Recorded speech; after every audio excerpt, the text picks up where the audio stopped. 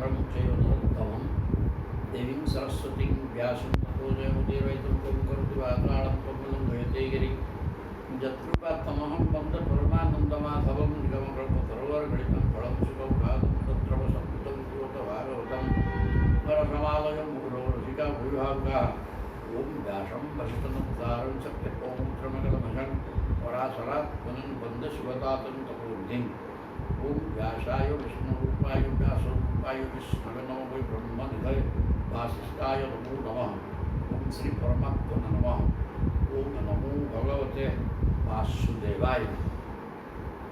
एकादश स्तंभ आरंभ होइले प्रथम अध्याय जन्तुवंशु ऋषिमानଙ୍କର ଅଭିଶାପ। ବର୍ତ୍ତମାନ ରାକ୍ଷସ ବଧ ସରିଗଲା। ପ୍ରଭୁ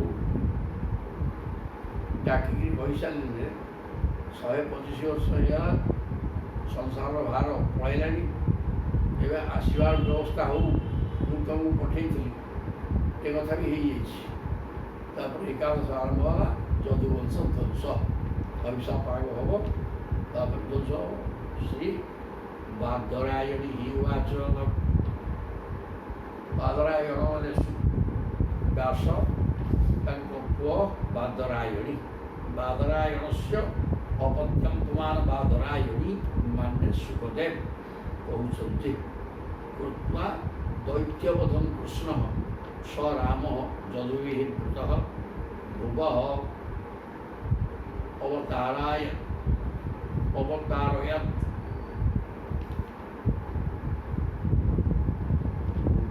ଅବତାରୟତ୍ ଭାରಂ ଜବିଷ୍ଟଂ ଜନୟନ କଳି କୃତ୍ୱା ଦୈତ୍ୟବଧଂ କୃଷ୍ଣ, ଭଗବାନ କୃଷ୍ଣ ଅନେକ ରାକ୍ଷସମାନଙ୍କୁ ବିନାଶ କଲେ। ସ ରାମ ଯଦୁଭିଃ, ବଳରାମ ଯଦୁମାନଙ୍କ ସହିତ ମିଶି ଅନେକ ରାକ୍ଷସ ବଧ କଲେ ଏବଂ ପୃଥିବୀର ଭାର ଅବତରଣ କରିବା ପାଇଁ, ଭାର ଓହ୍ଲାଇ ଦେବା ପାଇଁ ପୃଥିବୀ ଭାରାକ୍ରାନ୍ତ ହୋଇଥିଲା ଦୁର୍ଜନମାନଙ୍କର ଅସଦ ଆଚରଣ ଦ୍ୱାରା। ଚବିଷ୍ଟମ ଜନୟନ କଳି, ପାଣ୍ଡବମାନଙ୍କ ମଧ୍ୟରେ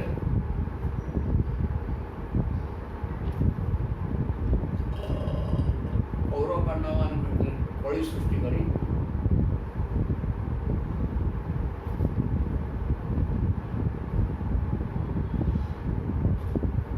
ଦୁଷ୍ଟ ରାଜାମାନଙ୍କର ବିନାଶ କରିକି ସଂସାରର ଭାରକୁ ଅପହରଣ କଲେ। ସେ କୁପିତା ସୁବହୁ ପାଣ୍ଡୁସୁତା ସପତ୍ନୀ ଦୁଦ୍ୟୁକ୍ତ ହେଳନ ଗ୍ରହଣାଦିବିସ୍ତାନ ନିମିତ୍ତ ଭିତରେ ତରତସ୍ୱମିତାଙ୍ଗନ ତତ୍ୱାନୁପାନ ନିରହରତ କ୍ଷିତିଭାର ମାସ କହିଲେ ଯେ କୁପିତା ସୁବହୁ ପାଣ୍ଡୁସୁତା ସପତ୍ନୀ, ସପତ୍ନୀ ଶତ୍ରୁ କୌରବମାନଙ୍କ ଦ୍ୱାରା ପାଣ୍ଡବ ସୁତା, ପାଣ୍ଡବଙ୍କର ପୁଅମାନେ ସୁବହୁ କୁପିତା, ପାଣ୍ଡବମାନଙ୍କ କୌରବମାନଙ୍କ ଦ୍ୱାରା ଏ ପ୍ରକାର କର୍ମ କରାଗଲା। ପାଣ୍ଡବମାନେ ଅତ୍ୟନ୍ତ ରାଗିଥିଲେ, କାହିଁକିନା ଦ୍ୟୁତ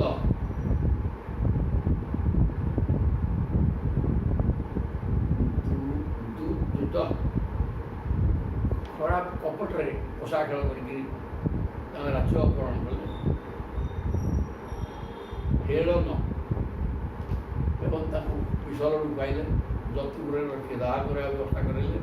ସେସବୁ ତାଙ୍କର ପତ୍ନୀ ଦ୍ରୌପଦୀଙ୍କର ପଞ୍ଚଗ୍ରହ ଚୁଟିକି ଧରିକି ଦୁଃଶାସନ ଆଣିକରି ସଭା ମଧ୍ୟରେ ଉଲ୍ଲଗ୍ନ କରିବା ବ୍ୟବସ୍ଥା କଲା। ସାଗା ପଞ୍ଚଗ୍ରହଣା ବିବିହିତା, ଏ ପ୍ରକାର ଅନେକ ଅଦର୍ଶ୍ୟ କଥା ଯାହା କୌଣସି ମଣିଷ ସହ୍ୟ କରିପାରିବ ନାହିଁ। ଅନେକ ଦୁଃଖଦାୟକ କର୍ମ କରିଥିବା ହେତୁ ପାଣ୍ଡବମାନେ ତାଙ୍କ ଉପରେ କ୍ରୋଧ କରିଥିଲେ।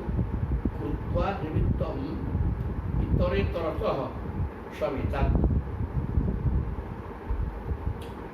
ଏହି ପ୍ରକାର ହବା ହେତୁ ପରସ୍ପର ଯାଇକି ଯୁଦ୍ଧ କ୍ଷେତ୍ରରେ ମିଳିଲେ, ରାଜ୍ୟ ଅପହରଣ କରିକି ନେଲେ। ସେସବୁ ପାଣ୍ଡବମାନେ ବନବାସରୁ ଫେରିକି ରାଜ୍ୟ ମାଗନ୍ତେ ରାଜ୍ୟ ଦେଲେ।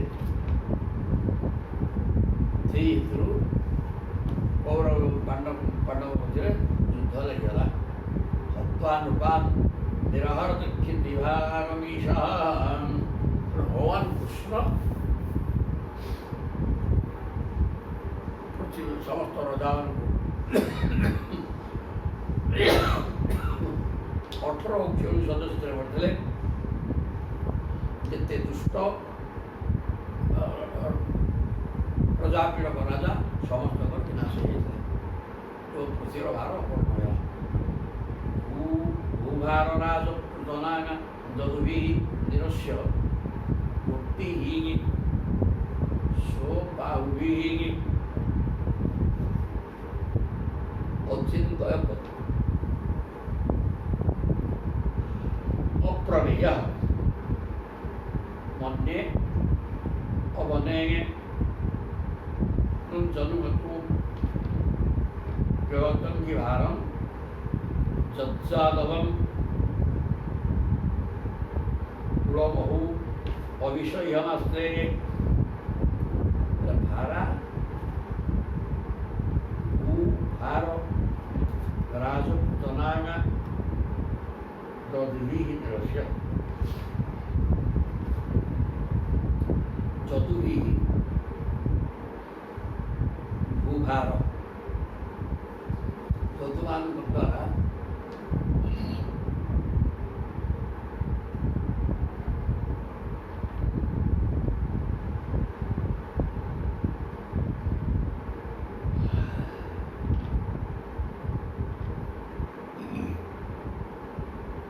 ରାଜପୁତନା ଯଦୁଭି ଯଦୁମାନଙ୍କୁ ଯାଦବ ସୈନ୍ୟମାନଙ୍କୁ ସଙ୍ଗରେ ଧରି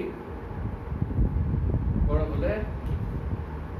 ଭୂଭାର ରାଜ୍ୟ ଏବଂ ପୁତନା ଅନେକ ଦୁଷ୍ଟ ରାଜା ଏବଂ ତାଙ୍କର ସୈନ୍ୟମାନଙ୍କୁ ନିରସ୍ୟ ବିନାଶ କରିଦେଲେ। ମୂର୍ତ୍ତି ସ୍ୱବାହୁଭିଃ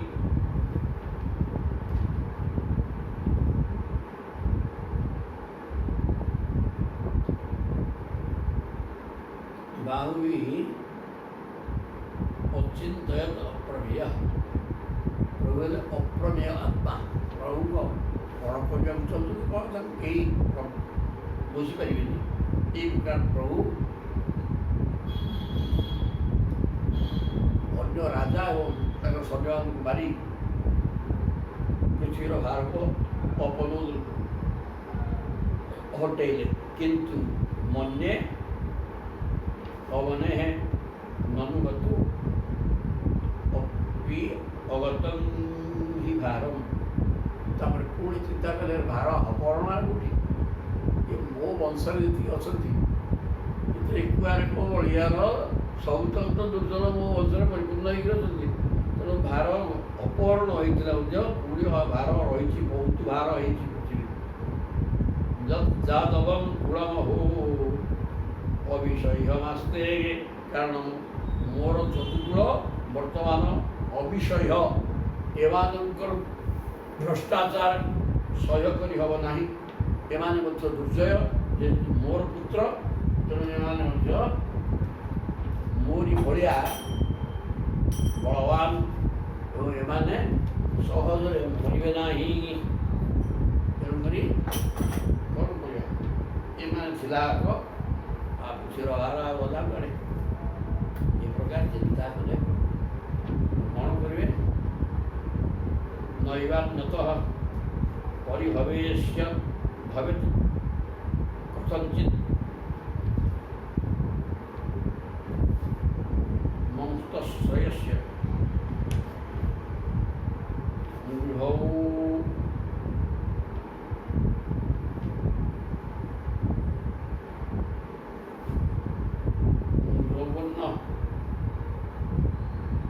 तस्य नित्यं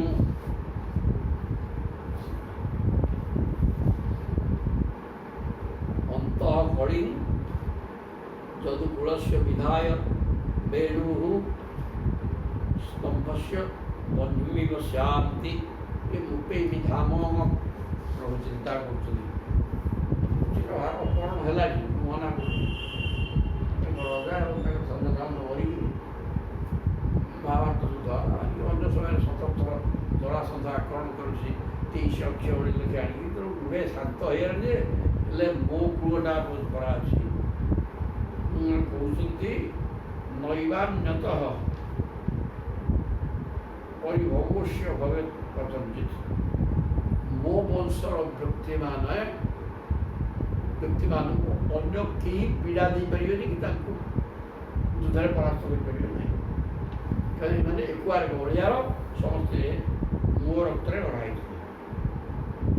कथंचित् मश्चिक्षयस्य विभवन् महनस्य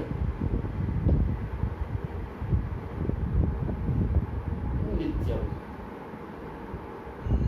ये मैंने अत्यंत उष्णघटित जो ये अपार ऐश्वर्य असीम ऐश्वर्य भोग करते क्या मानवार नहीं कहीं बलवीर्य अच्छी ऐश्वर्य भोग कर कहीं खाती तेणु या मार प्रश्न किसी ना अन्य मैंने कहीं मारिपर ना अंतकलिंग जदुकुल से विधाय वेणु वेणु वेणु वेणु मान बाउंश मुदा बाउंश बाउंशा सब ओदा होते से शुकेला अन्य तुलन से बहुत शुष्क तेणु तारी शुकेला बाउंश बाउंश बसी निआ लगे से वंश मुदा ध्वंस हो जाए तेणु बाउंश तारी भितर यदि निआ लगे ध्वंस हो ताले हम वंश आम वंश ध्वंस हम वंश मुदा भाया आमरी भितर जब कल लगे परस्पर को मारे बोले ये वंश जदुवंश ध्वंस हम ना ये अन्य क्या हाथ में मरवे न विधाय वेणु स्तंभस्य बंधेमिव शांति रूपे भी धाम तेणु बाउंश मुदा तार सी निआ लगे ध्वंस होला भाया आम नदुवंश सेमती आमरी भितर गाड़िया भी कहीं मरबार हम ताले मरवे ना मरवे ना ये कथा चिंता कर परस्पर लड़े करार व्यवस्था करेले निज धाम को जीवन कहले एवं व्यवसित राजन सत्य संकल्प ईश्वर शाप व्याजेन विप्राणां संग्रहे शुक्रम एवं व्यवस्था राजन शुक्रदेव कहते हे राजन परिहित एक प्रकार सिद्धांत नहीं प्रभु विभु मान प्रभु सत्य संकल्प ईश्वर जो प्रभु होती सत्य संकल्प जहाँ चिंता करेंगे ताहा ही संकल्पटा सत्य तेरे संकल्प कले ये अन्य मान द्वारा मरवे ना मुझे चलला ये जगत को ध्वंस कर तेणु बाउंश मुदा जमी निज निज भर निआ मारिक बाउंश मुदा ध्वंस हो जाए सीमित या भर ये बाड़िया जाए मरवे कमी हम ना साप व्याजेन विप्राणां ब्राह्मण अभिशाप दीजिए ताले सुविधा काम हो सन संजय शुक्र ब्राह्मण अभिशाप जदि मिली जाए वंशनाश हो बोली अति सुविधा ये मरवे कौन कले सुमूर्त्या लोकलावण्य निर्मुक्त्या लोचनं नृणां ये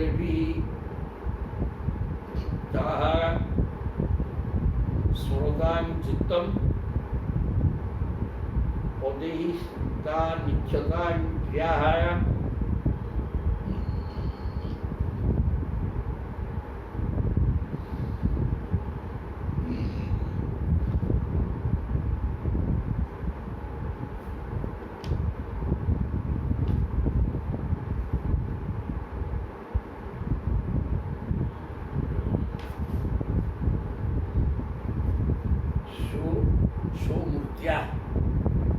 ଲୋକଲାବଣ୍ୟ ନିର୍ମୂର୍ତ୍ୟା।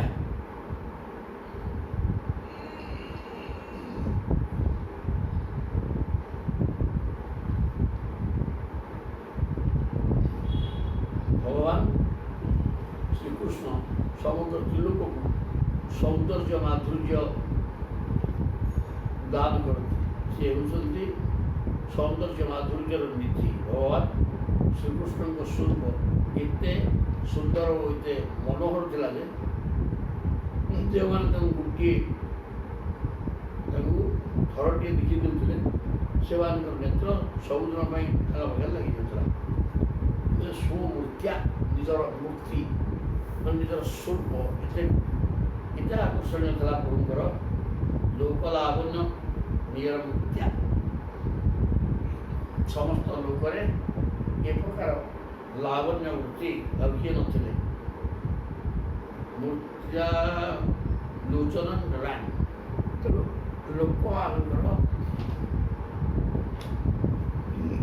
ଆଖି ଆକର୍ଷଣ କଲା ଭଳିଆ ଅତି କମନୀୟ ମୂର୍ତ୍ତି ପ୍ରଭୁଙ୍କର ଥିଲା। ଗିରିବି ତାହା ସ୍ୱରଦାଂ ଚିତ୍ତମ୍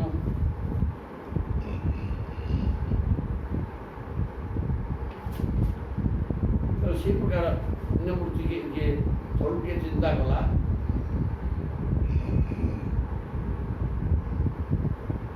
ଗିରିବି ତାହା ସ୍ମରଦାଂ ଚିତ୍ତମ୍ ପଦେହି ତା ଦୀକ୍ଷତଂ କ୍ରିୟା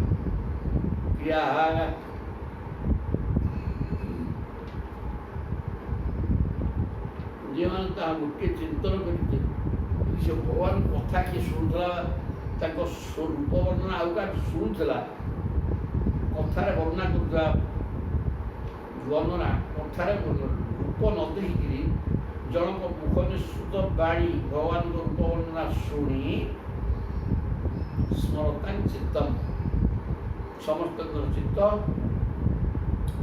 ଭଗବାନଙ୍କୁ ସ୍ମରଣ କରିବାରେ ଲାଗିଯାଉଥିଲା। ପଦେ ହିଁ ତା ଦୀକ୍ଷତା କ୍ରିୟା।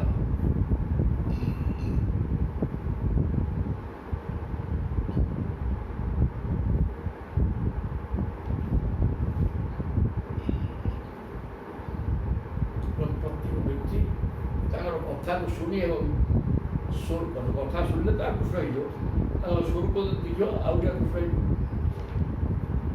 କଥା ଶୁଣି ତାଙ୍କ ରୂପକୁ ଦେଖିକି ଏଭଳିଆ ଆକୃଷ୍ଟ ହେଇକି ଥିଲେ ଯେ ଭଗବାନଙ୍କ ରୂପ ତ ସେହିପରି ହେଇଥିଲା, ତ ସମସ୍ତେ ଆକୃଷ୍ଟ ହେଉଥିଲେ ଆଉ ଗଲା।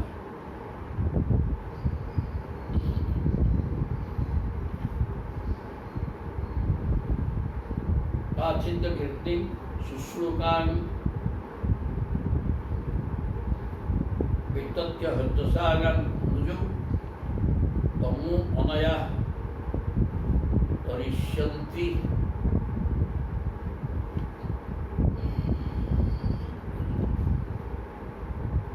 ଜଗାତ୍ ସୋଂ ପରମେଶ୍ୱରଃ।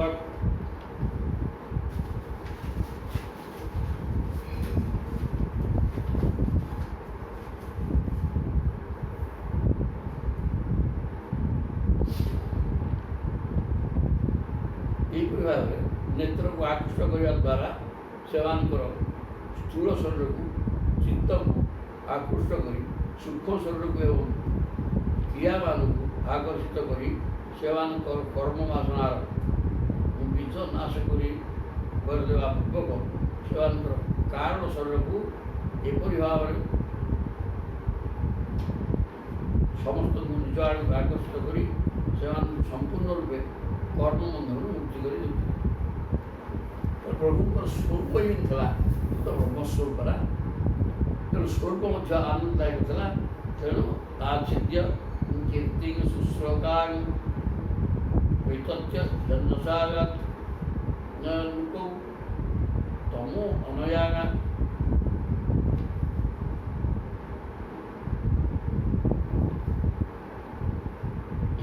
ତରିଷ୍ୟନ୍ତି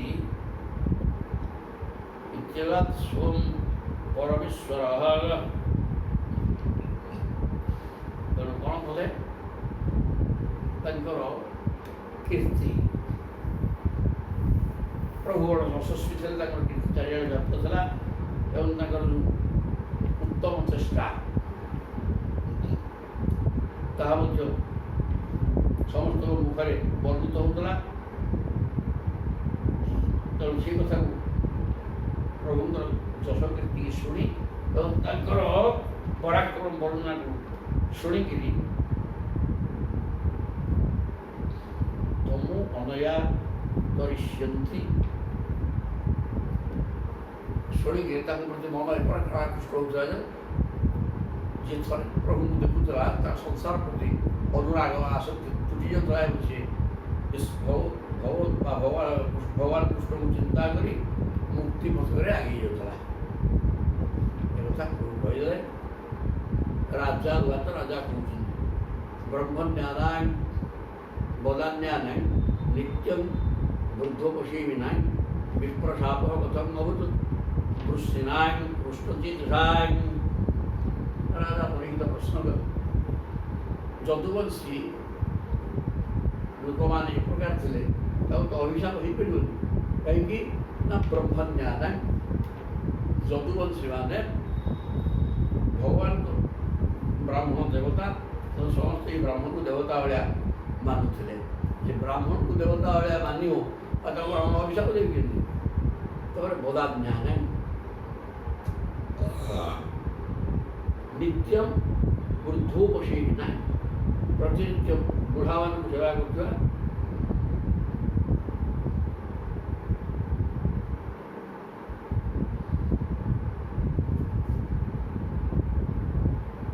ଆଦର ସହିତ ବୟସ୍କ ବୃଦ୍ଧମାନଙ୍କୁ ସେବା କରୁଥିଲେ। ତେଣୁ ବିପ୍ରଶାପ କଥଂ ଅଭୂତ କୃଷ୍ଣାଂ ଏବଂ ସଦାସର୍ବଦା କୃଷ୍ଣ ଚିତ୍ସାଂ ଭଗବାନ କୃଷ୍ଣଙ୍କ ତାଙ୍କର ଚିତ୍ତ ଭିତରେ ଭଗବାନ କୃଷ୍ଣ ସଦା ସର୍ବଦା ବାସ କରୁଥିଲେ। ତାର ସଂସାରଗତ ଚିତ୍ତ ନହେଇକିରି କୃଷ୍ଣଗତ ଚିତ୍ତ ଥିଲା। ଇଆଡ଼େ ବ୍ରାହ୍ମଣ ଭକ୍ତ ଥିଲେ, ବ୍ରାହ୍ମଣଙ୍କୁ ଦେବତା ଭଳିଆ ମାନୁଥିଲେ, ବୟୋବୃଦ୍ଧମାନଙ୍କୁ ସେବା କରୁଥିଲେ, କୃଷ୍ଣଗତ ଚିତ୍ତ ଥିଲା। ଆଜ୍ଞା ତାଙ୍କୁ ବିପ୍ରଶାପ ହବ କି? କାହିଁକି ତାଙ୍କ ଉପରେ ବ୍ରାହ୍ମଣ ଲାଗିଲେ? କାହିଁକି ତାଙ୍କୁ ଅଭିଯାନ ତଥା ରାଜା ପ୍ରଶ୍ନ କଲେ ଜନ୍ନିମିତ୍ତ ସବৈ ଶାପ ଯାଦୃଶୁ ଦ୍ୱିଜସପ୍ତମ ଅର୍ଥଂ ଏକାତ୍ମନାଂ ଭେଦ ଏତତ୍ ସର୍ବଂ ବଦସ୍ୱ ମାଂ। ଜନ୍ନିମିତ୍ତ ସବୈ ଶାପ ତେଣୁ ଏତେ ବଡ଼ ଅଭିଶାପ ବ୍ରାହ୍ମଣମାନେ ଅଭିଶାପ ଦେଲେ ସେଟା କାହାକୁ ନିମିତ୍ତ କରିକି ମାନେ କ'ଣ ଏମିତି ବ୍ରାହ୍ମଣ ଭକ୍ତ ନା ବ୍ରାହ୍ମଣ ହେଉଛନ୍ତି ଦେବତା ତେଣୁ ଏମାନଙ୍କୁ ବ୍ରାହ୍ମଣମାନେ ଅଭିଶାପ ଦେଲେ କାହିଁକି କ'ଣ ଏମିତି ସେମାନେ କଲେ? ଯାଦୃଶ ଦ୍ୱିଜସପ୍ତମ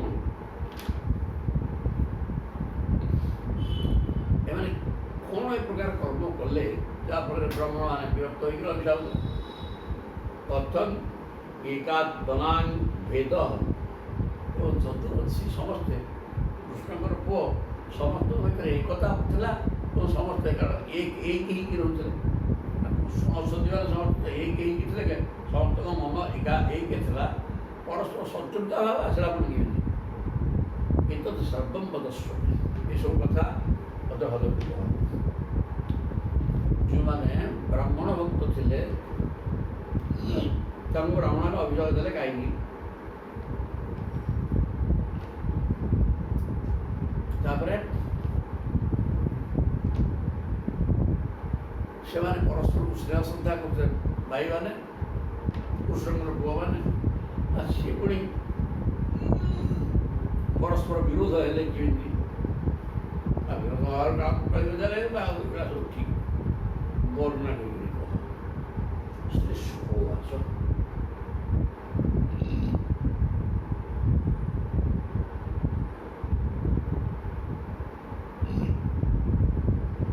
ଶିବଦେବ କହୁଛନ୍ତି ଯେ ବିଭ୍ରତ ବପୁ ସକଳ ସୁନ୍ଦର ସନ୍ନିବେଶ କର୍ମାଚରଣ କବି ଶୁଭଙ୍ଗଳ ମାପ୍ତ କାମ ଆସ୍ତାୟ ଧାମ ରମମାଣ ଉଦାର କୀର୍ତ୍ତି ସଂଘର୍ତ୍ତୁମୟ ସତକୁଳଂ ସ୍ଥିତ କୁମଟ୍ୟ ଶେଷାଙ୍ଗ ସୁଖଦେବ କହୁଛନ୍ତି ପରୀକ୍ଷିତ ପ୍ରଶ୍ନ କଲେ ଏମାନେ ଅଭିଶାପ ପାଇଲେ କାହିଁକି? କାରଣ ଏ ତ ବ୍ରାହ୍ମଣ ଭକ୍ତ ଥିଲେ, କୃଷ୍ଣ ପରାୟଣ ଥିଲେ।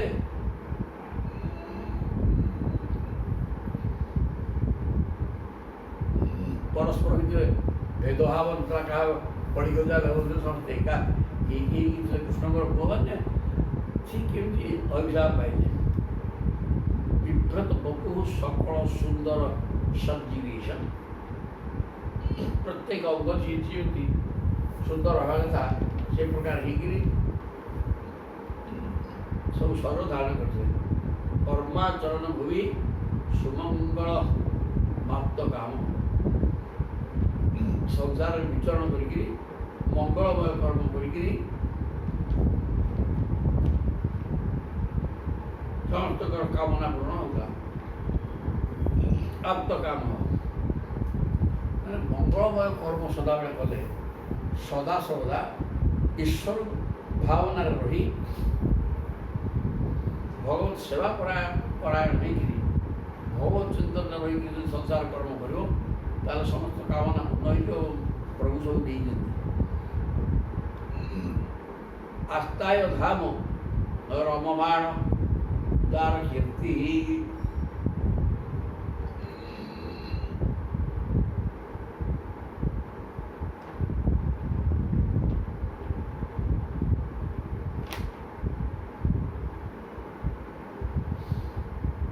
সংঘর্ত মঞ্চত গুড়ম আস্তায় ধাম রমমাণ উদার কীর্তি। উদার কীর্তি ভগবান কৃষ্ণ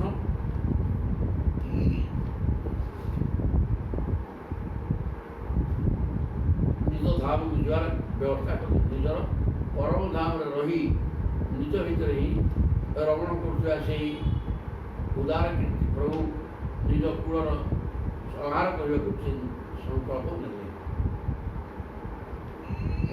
ଧର୍ମ ରମମାଣ ଉଦାର କୀର୍ତ୍ତି। ଉଦାର କୀର୍ତ୍ତି ଭଗବାନ କୃଷ୍ଣ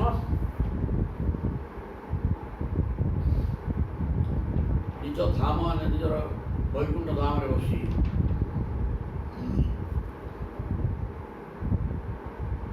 ନିଜର କୂଳକୁ ସଂହାର କରିବାର ବ୍ୟବସ୍ଥା।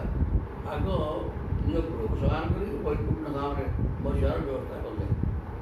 ସଂଘର୍ତ ମହିଷତ କୂଳକୁ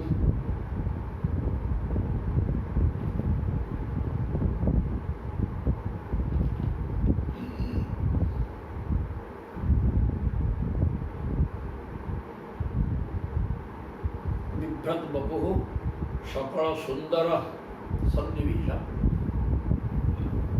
শরীর অত্যন্ত সুন্দর ଥିଲା। କର୍ମାଚରଣ ଭୂମି ସୁମଙ୍ଗଳ ଯେଉଁ କୃଷ୍ଣ ଯେମିତି ତାଙ୍କ ପିଲାଗୁଡ଼ିକ ମଧ୍ୟ ସମସ୍ତେ ସେମିତି ତାଙ୍କ ଭଳିଆ ଆକାର ସମସ୍ତେ ବି କମନୀୟ ବୃତ୍ତି ଥିଲେ ଏବଂ ସମସ୍ତେ କର୍ମ ଆଚରଣକୁ ଦେଖିକା ମଙ୍ଗଳମୟ କର୍ମ କରିକିରି ସମସ୍ତଙ୍କର କାମନା ପୂର୍ତ୍ତି ହେଇଥିଲା। କିଛି ଅଭାବ ନଥିଲା। ଆସ୍ତାୟ ଧାମ ରମମାଣ ଉଦାର କୀର୍ତ୍ତି। ତେଣୁ ଉଦାର କୀର୍ତ୍ତି ଯେଉଁ ପ୍ରଭୁଙ୍କର କୀର୍ତ୍ତି ଚାରିଆଡ଼େ ବ୍ୟକ୍ତ ଥିଲା, ସେ ପ୍ରଭୁ ଉଦାର କୀର୍ତ୍ତି ପ୍ରଭୁ ନିଜ କୂଳର ସହାୟ କରିବାକୁ ସଂକଳ୍ପ କଲେ। ସଂଘର୍ତ ବୈଷତ କୂଳ ସ୍ଥିତ କୃତ୍ୟ ଶିକ୍ଷା। ମାନେ এই ଗୋଟିକ କୃତ୍ୟ ଆଉ ଅବଶିଷ୍ଟ ରହିଛି।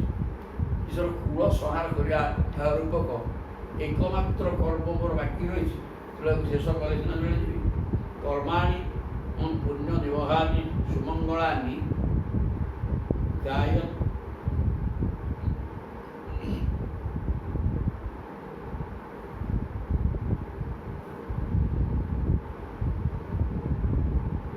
ଗାୟତ ଜଗତ ପରିମଳା ପହରାଣି କୃତ୍ୱା କାଳାତ୍ମନାଗ ନିବସତାଗତ ଦୁଦେବରେ ହେ ପିଣ୍ଡାରକଂ ସମଗତ ମୁନୟୋ ନିସୃଷ୍ଟାଗା। ହେଲେ କର୍ମାନି ପୁଣ୍ୟ ନିବହାନି ସୁମଙ୍ଗଳାନି। ଅତ୍ୟନ୍ତ ପବିତ୍ର ଏବଂ ମଙ୍ଗଳମୟ କର୍ମରେ ରତ ଥିଲେ। ଭଗବାନ ଶ୍ରୀକୃଷ୍ଣ ଅନେକ ମଙ୍ଗଳମୟ ତଥା पुण्य प्रदायक कर्म करते ये भगवान कृष्ण गायक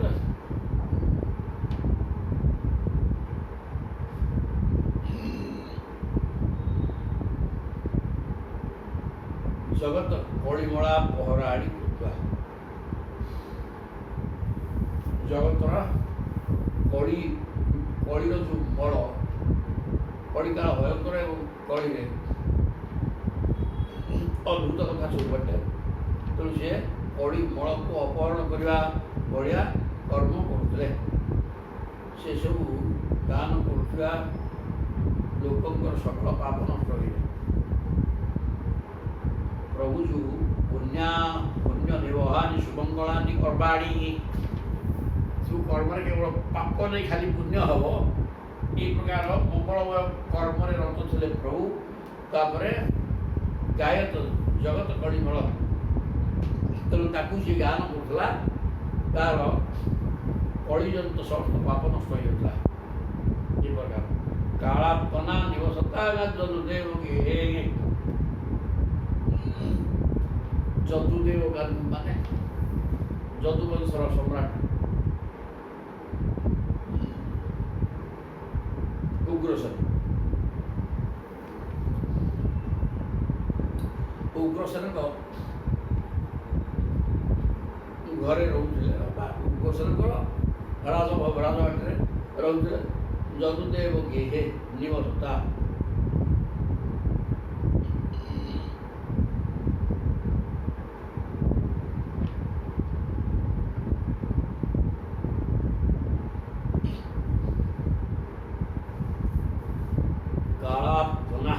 निवसता जदुदेव गेहे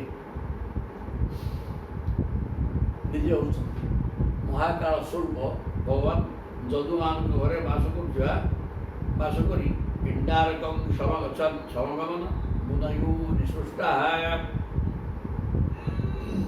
प्रभु कौन कले बहु पवित्र कर्म कर काल रूपी भगवान वसुदेव घरे निवास करते सेठारे बास करुवा बेले से विश्वामित्र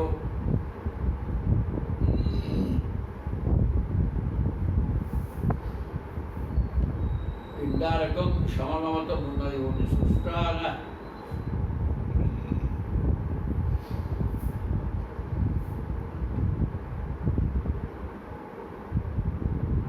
पिंडारक क्षेत्र प्रवास क्षेत्र को पठाई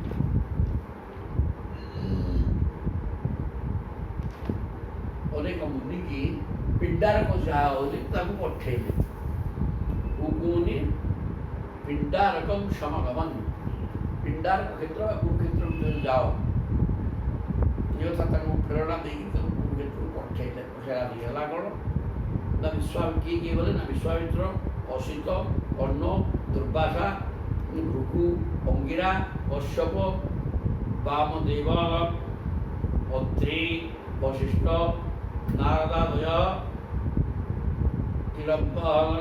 तापव्रज्य कुमारा जदुनंदन जदुवंशर पिला माने खेलुवा अवस्था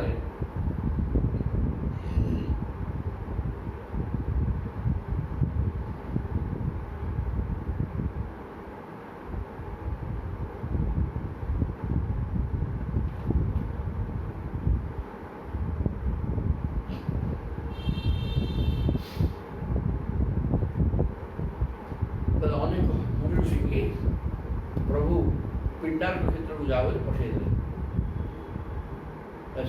पठेला समय जदुवंशर सब पिला मैंने खेलुले उपसंगुड़िया प्रचु अभिनेता विनीतवत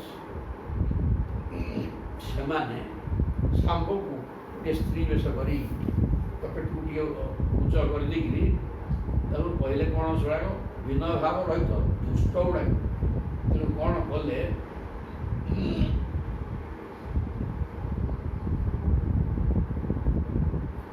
से विनीत नम्रतार सहित अप्रचु ଅବିଦିତା ସେମାନେ ଅବିଦିତ ଦୁର୍ଜନ ବିନୟ ଭାବ ରହିତ କିନ୍ତୁ ବିଦିତ ଭାବରେ ଏମାନଙ୍କୁ ପ୍ରଶ୍ନ କଲେ ଏ ବିଷୟିତ୍ୱା ସ୍ତ୍ରୀବିଷୟୀ शाम्बं जाम्बवती सुतम ऐसा पृच्छति को विप्राह अंतर्वत्न्यनसी सीते क्षणे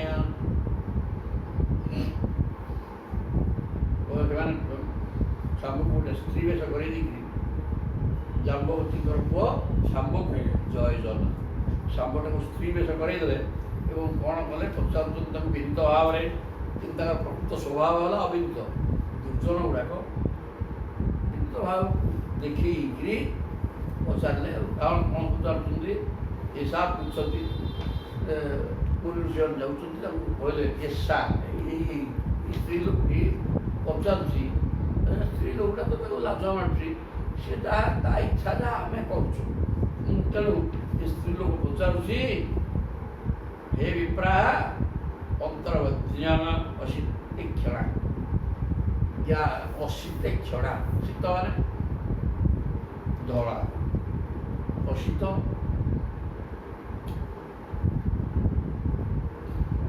अशीतगिरी समुद्र अचल सिंधु पात्रे कला कला कला तो कला डोला अच्छी तेणु अशीते क्षणा कला डोला सुंदर भाव कला डोला थी ये नायिका ये स्त्री लोक पचारुची कौन पचारुची प्रष्टुम विलज्जति साक्षात से निजे पचारि था साक्षात प्रष्टुम विलज्जते निजे पचार लज्जिता होशी ना किए गोटे गर्भ कथा आप सी कौन सी पचारे से पचारि पार से आमको कहते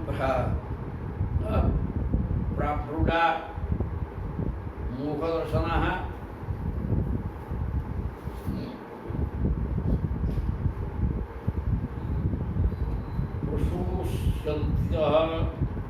पुत्र काम किंचित संजनयिष्यति प्रशुष्यन्ति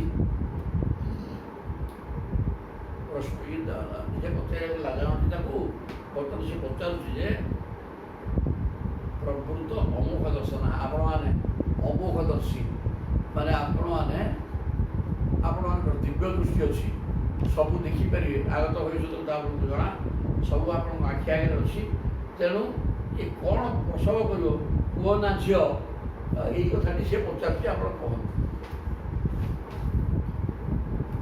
आप कहते एवं प्रलब्धा गुणय तानुचु वितानरूप जनयिष्यति भो मंदा मुषलम कूलनाशनम सुंदर भाव कहले एवं प्रलब्धा मुनय ये प्रकार मुनिमान सब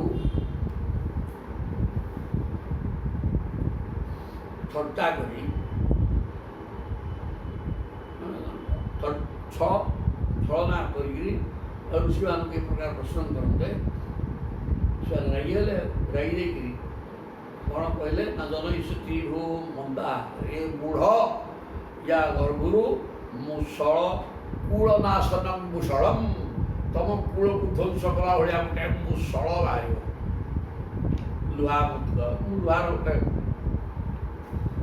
कीड़ा लुहा सड़ाक तत्वा अति संतस्ता विमुच्यन सहसुदरम साम्बस्य ददृशु तस्मिन् मुषलम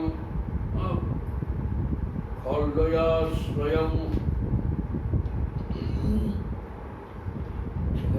शुणी तुम वंशनाश करा भाया गोटे मुषल बाहर शुणिक कौन कले भयभीत एवं विमुच्य सहसा उदर पेट को खोलने पिड़िकी बांधदे फिटेकरी कौन कले साम्बस्य ददृशु तस्मिन् मुषल पेट गोटे मुषल खसला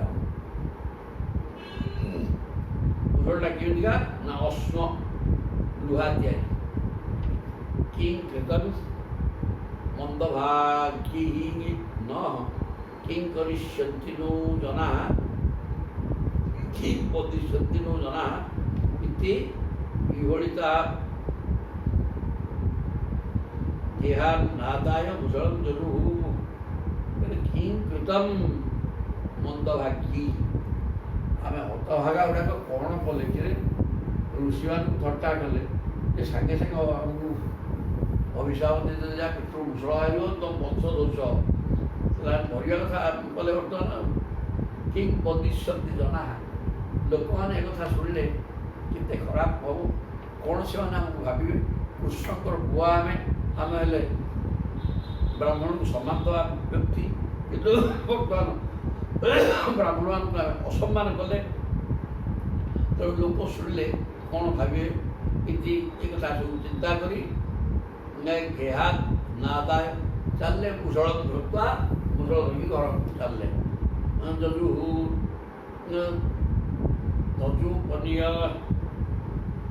तत्सुपनीय सदसी परिमाणस्य राज्ञमावेदया चक्रु सर्व जादव सन्निधौ तत्स उपनीय सदसी से मुसुल को धरिकी राजसभा गोष्ठी पहुँचीगले समस्त मुह सुखी जाइए राज्ञ आवेदया चक्रु राजा उग्रसेन को कहले मुसल थोदी सर्व जादव सन्निधौ सब जादव जदुवंशी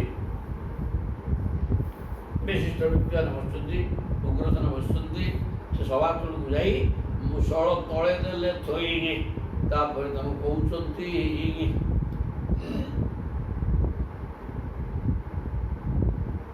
श्रुत्वा अमोघम विप्रशापम दृष्ट्वा च मुसलं नृप विस्मिता भयसंत्रस्ता बभूव द्वारकौकशाः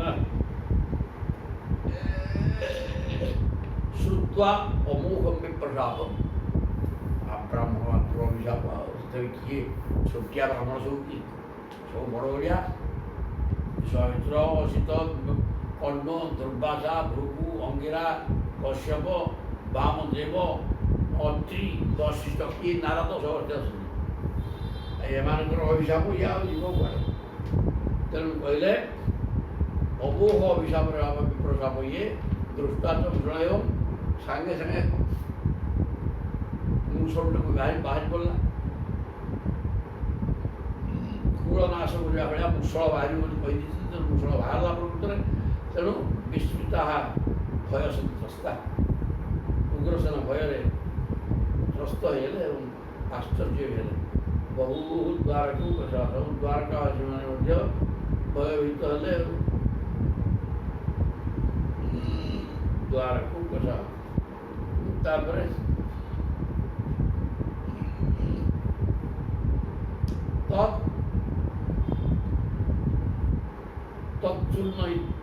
चूर्णयित्वा मुसलं जदुराज स आहुक समुद्र शरीरे प्राश्य दुर्गम चास्यावशेषित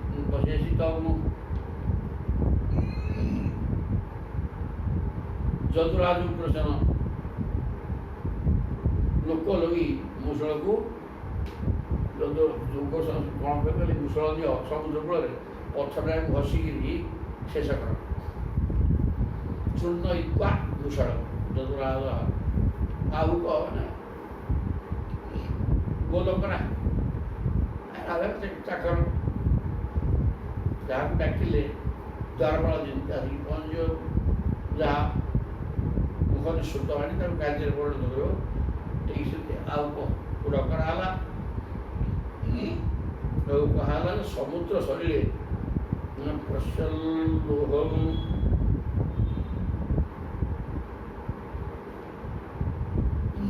समुद्र जल जल जल पाख जा मुसल घषिकी शेष कर कश्चित मत्स्युग्रसतुर्गुहम शूर्णानि तरलैः ततः गुह्यमानानि हेलायानि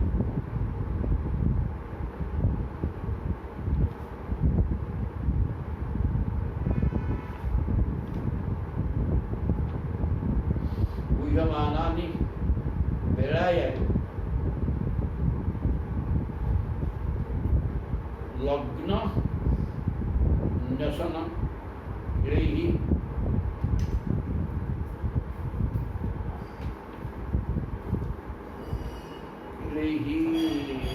अजाह पक्का अजाह कश्चित मत्स्य अग्रसित लुभम लोक लेकिन लुहा घस जाकि समुद्र कूल घसिले घसी घसिकी शूर्ण पानी आसिक चलला आटे जो से सूटा को रहा घसी पारे सीधा तीक्षण हो धनु सर दिए कंजा भाया तीन बड़िया चक चक कर घसी है बड़ मोटा था तो घसी पारा सरू आया सी आ घसी है पानी पीला एक मूर्ति माछ था गिड़ी देला से लग्न न्यासन किड़ी रखा सी बाड़ी घासिकी देखिए लुहा गुंड सब कूड़े लगे से गोटे एरका बन होगा एरका गोटे गचर ना कंटा गुड़ाक कंटा गच होगा एरका मत्स्य गृहीत मत्स्य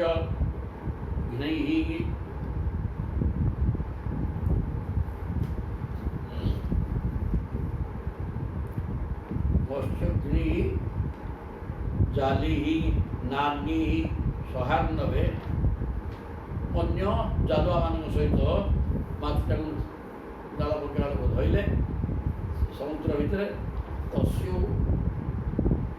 तटगतम लोहम तस्यु दरगतम लोहम सशल्ये लुप्त को अकरस लुहाटा बाला सबर नहीं राइट सर कले बढ़िया हो सर जो भगवान कुश भितर जी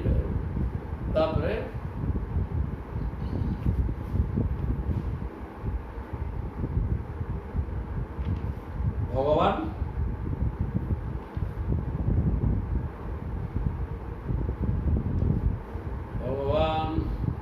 अज्ञात सर्वार्थ भगवान ज्ञात सर्वार्थ ईश्वरूपी तदन्यथा कर्तुं नैषद विप्रशापम कालव्यनुमोदित मुदतः भगवान तो निजे महाकाल सिद्ध निजे चाहूले ब्राह्मण अभिशाप स्वरूप किंतु ब्राह्मण अभिशाप प्रभु हटे देवार क्षमता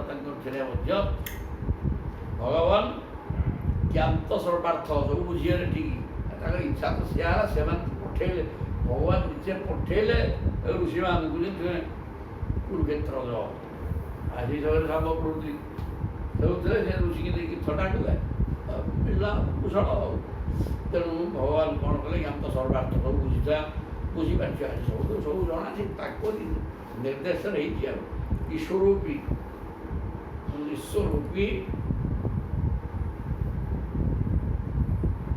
तदन्य था भगवान ईश्वर जहाँ चाहिए जहाँ करदे तेणु ये अभिशाप अन्यथा करार क्षमता हटे देवा तथा किसी कले कर्तुम नैषत इच्छा कले विप्रशाप विप्रशाप हटेगा इच्छा कले कहीं सी ही स्वयं महाकाल स्वरूप बाहर रही समस्त विनाश करती तो विनाश चाहते सी कहीं तो हटे इति श्रीमद् भागवत महापुराण पारमहंस्यां संहितायां एकादश स्कंधे प्रथम अध्याय कुशल प्राप्ति है द्वितीय अध्याय है वसुदेव निकट को नारद आगमन राजा निमियो 9 जन योगीश्वर को संवाद सुनाया बर्तमान वसुदेव को ब्रह्म ज्ञान कहले किए से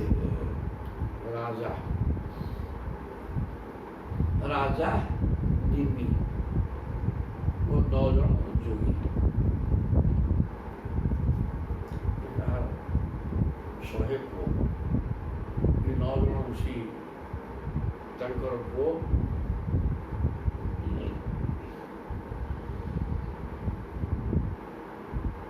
भरतगण शहे को देखिए श्री सुखदेव तर बहुत वर्णित गोविंद भुजगुप्तायां द्वारा उत्यां गुरुदुपः अवास्थित नारदो अभिक्रम पुष्पोपासन लालसः अभिशाप सल्ला गोविंद भुजगुप्तायां द्वारा उत्यां भगवान श्री कृष्ण वायु छाया तले रही द्वारका नगरी की हे कुरुदुपः कुरुकुल श्रेष्ठ परिहित महाराज अवाश्चित नारद अभिघ्नम नारद बारंबार आसिक पहुँचते आसिक पहुँच जाते अभिघ्न सदा सर्वदा आसते कृष्ण उपासन नाश भगवान गोटे देखिए कथबार्ता गोटे प्रणाम जड़े प्रभु का आशीर्वाद ने ए प्रकार पाई नारद विभिन्न समय आसुले कौन राजन इंद्रियवान मुकुंद चरणाम्बुजम न भजेत सर्वतु मृत्यु उपास्यम अमरुतमी कौन राजन राजन परिहित महाराज केउ व्यक्तिटा इंद्रियवान इंद्रिय थिबा माने आखि अछि प्रभु दर्शनीय मूर्ति ना आखिटा को सार्थक करिया किए न चाहिए मुकुंद चरणाम्बुजम भगवान कृष्ण पाद पद्म को दर्शन करने लालसा कहार न कारण से प्रभु होती सबुठार कमनीय वृत्ति सी होती ब्रह्म पदार्थ काम है आनंद तेणु से मूर्ति देखने आनंद हो तेणु किए सेवा कर चाहिए तेणु अर्चित न भजेत सर्वतु मृत्यु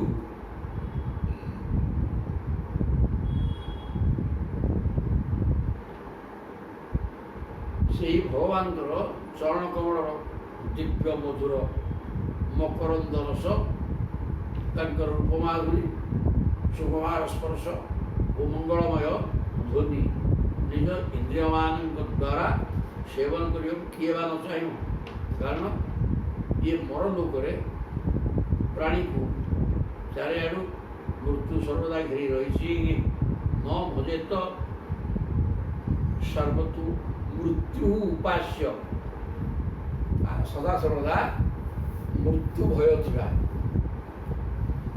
राग द्वेष अभिनिवेश अविद्या अस्मिता ये पांच है क्लेश ये पांच क्लेश सब सदा ये पांच क्लेश चलता मृत्यु है समस्ती सदा घेरिकी रही तेणु मृत्यु भय थिबा जो व्यक्तिटा भगवान जो दिव्य रूप आनंदमय रूप देखी आनंद नवाई चेष्टा न कर तेणु समस्त चेष्टा करेंगे नारद भी से बारंबार आसुला असुविधा कि तम एक देवर्षि वसुदेव गृहागत अर्चित सुखमासीनम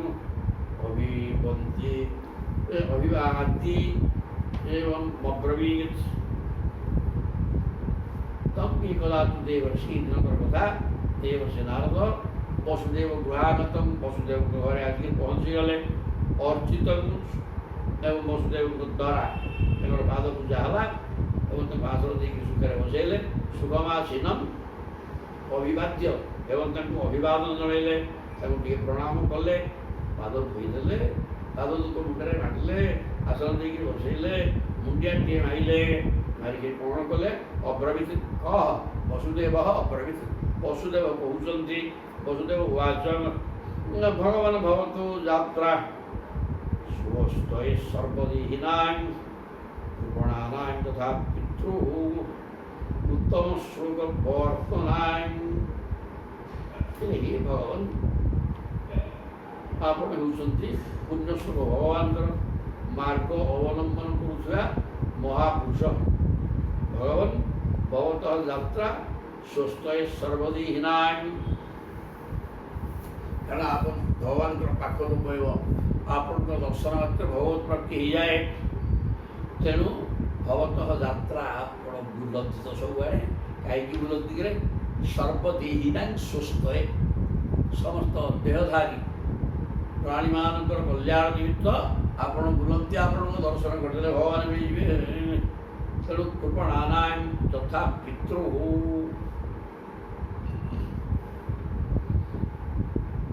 जेपरी ଶିଶୁ ଯେପରି ତା ପିତାମାତାଙ୍କର ଉପରେ ନିର୍ଭର କରେ, ସେମାନଙ୍କର ଆଗମନ ଯେପରି ତା ପାଇଁ ମଙ୍ଗଳକାରକ। ନୃଣାଂ କୃପଣାନାଂ ତଥା ପିତୃ କୃପଣ ବୋଲି ଛୋଟ ପିଲା ଗୁଡ଼ାକ ପିତୃମାତୃ ସ୍ନେହ ଅଧିକା ଥାଏ। ତେଣୁ ସେ ପିଲା ପିତାମାତାଙ୍କର ଆଗମନ ଦେଖିଲେ ଯେମିତି ପ୍ରେମ ହେଇଯାଏ। ଉତ୍ତମ ଶ୍ଲୋକ କପର୍ତ୍ତନାଂ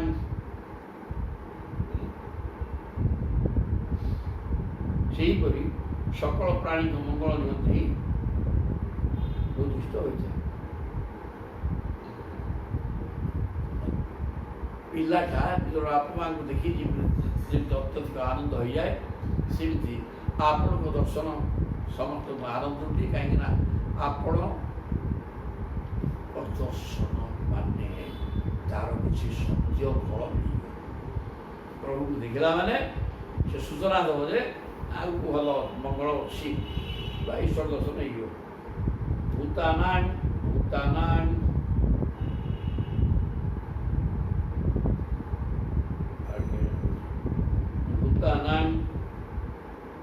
देव चरित्रं दुःखाय च सुखाय च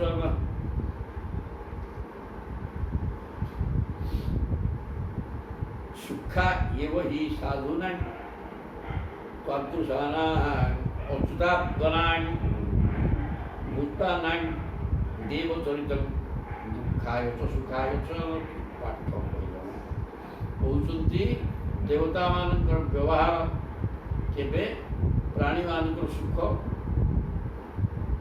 कारण नृत्य के दुखर कारण देवता व्यवहार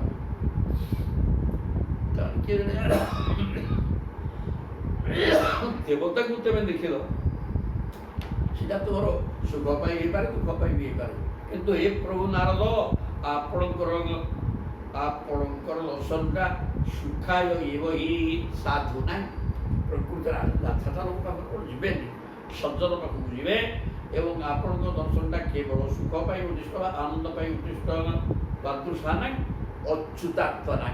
तेणु तुम्हें तुमर आत्माटा भगवान कृष्ण को धरिकी रखी, तेणु सदा सर्वदा मन कृष्णमय रही। ए प्रकार आप उच्चकोटर सन्थ, तेणु आपण दर्शनटा सुखाय एवं केवल सुख पाई उद्दिष्ट। अन्य देवता देवता देखिले सुख हो पारे दुख हो पारे, किंतु अच्युतात्मनां भवतां दर्शनम अच्युतात्मा कृष्णमय आपन चित्त कृष्णमय अच्छी आप दर्शनटा सुखाय एव भाषा एव केवल सुख ही सुख दब केवल एवं केवल क्या जी कौन से दुर्जन दुर्जन तथा दुर्जन नहीं नर हत्याकारी किए से वाल्मीकि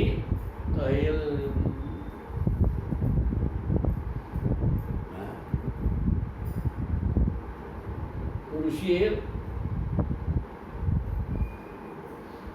मोर हत्या कर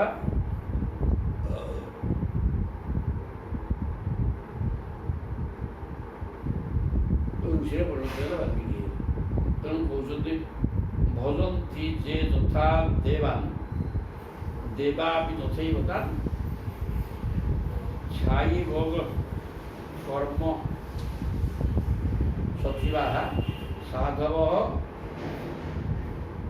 दानवस्थलाः कहले देवता मैंने से उपासना कर उपासना अनुसार ही फल दियंती भवन्ति भजन्ति जे चोथा देवान् देवता कौन समस्ते समान चिंता करेंगे समान भाव में भजन करती कि ना नहीं किए अत्यंत प्रेम भजन कर किए लोक देखा आई किए तो अच्छे मारे मुंडिया गोटे मुंडिया मारद कि पाठ किसी ना भजन्ति जे जथा जी जो प्रकार भाव नहीं ईश्वर को चिंतन करती तदनुरूप भाव सियाड़ू पलि आस तो तुम भावना को लेकर प्रभु को पाखु प्राप्य वस्तु रिटर्न आस प्रभु पाखु आस तुम ତୁମ ପାଇଁ ତମର ଭାବନାକୁ ନେଇକି ଭାବ ହିଁ ବଡ଼ ଜିନିଷ। ତେଣୁ ତୁମେ ଯିଏ ଯେଉଁ ପ୍ରକାର ଭାବନାରେ ପ୍ରଭୁ ଚିନ୍ତନ କରିବ ତାକୁ ସେହି ପ୍ରକାର ଭାବର ସହିତ ଈଶ୍ୱର ତାର ସୁଖ ଶାନ୍ତି ଦେବେ। ଛାଏବ କର୍ମ ସଚିବା, ଛାୟାର ସମ୍ପର୍କ ପରି ହୋଇଥାଏ। ଦେବ କାୟା ଛାୟାର ସମ୍ପର୍କ ପରି ହୋଇଥାଏ। କାୟା ଏବଂ ଛାୟା ଯେମିତି, ତେଣୁ ତୁମେ ଯେମିତି କରିବ ଅନୁସାରେ ତୁମେ ମଣିଷ, ତୁମ ଛାଇ ତୁମ ସହିତ ତୁମ ଛାଇ ରହିଲା ଭଳିଆ ତୁମେ ଯେଉଁ ପ୍ରକାର ଭାବର ସହିତ ପୂଜାଟା କରିବ ସେ ପ୍ରକାର ପ୍ରଭୁ ତାକୁ ଗ୍ରହଣ କରିକି ତୁମକୁ ଫଳ ଦେବେ। ଏଇଟା ହେଲା ପାଠ। ଛାଇବ କର୍ମ ସଚିବା ସାଧବ ଦାନବସ୍ଥଳା, ସେହିପରି ଫଳ ପାଇବ। କିନ୍ତୁ ସାଧୁ ମହାତ୍ମାମାନେ ଜୀବମାନଙ୍କୁ ଅହେତୁକ କୃପା କରନ୍ତି। ଦେବତାଙ୍କୁ ଯେଉଁ ପ୍ରକାର ଭାବରେ ପୂଜା କରିବ ସେ ପ୍ରକାର ଭାବରେ ତୁମେ ତାଠାରୁ ଫଳ ପାଇବ। କିନ୍ତୁ ସାଧୁମାନଙ୍କର ସେ ଭାବ ଅଭାବ କିଛି ଦରକାର ନାହିଁ। ସାଧୁ ସନ୍ତଙ୍କ ଦର୍ଶନଟା ଜୟ ଜଗନ୍ନାଥ। ଭାବ ଅଭାବ ଦରକାର ନାହିଁ କିଛି। ଜୀବମାନଙ୍କୁ ସେମାନେ ଅହେତୁକ କୃପା କରନ୍ତି। ତେବେ ଭଲ ଭାବରେ ଭାବ, ମନ୍ଦ ଭାବରେ ଭାବ, ସେ ସବୁ ସମାନ ଫଳ ମିଳିବ। ଏ କଥା ବର୍ତ୍ତମାନ କହିଲେ ବସୁଦେବ ଉବାଚ। ଆପଣ ପ୍ରଶଂସା କରୁଛନ୍ତି ସାଧୁ ଦେବତାମାନଙ୍କୁ ଯେଉଁ ଭାବରେ ପୂଜା କରିବ ତଦନୁସାରେ ଫଳ ଆସିବ। କିନ୍ତୁ ଆପଣଙ୍କ ଦର୍ଶନ ମାତ୍ରେ ସଦ୍ୟ ଫଳ ମିଳିବ। ଦେବତାଙ୍କ ଠାରୁ ଆପଣ ଆହୁରି ଊର୍ଦ୍ଧ୍ୱରେ ଆପଣଙ୍କ ଦର୍ଶନର ଫଳ ଅତି ଚମତ୍କାର। ଏଠି ବର୍ଣ୍ଣନା କଲେ। ତାପରେ ଦେଖିବା।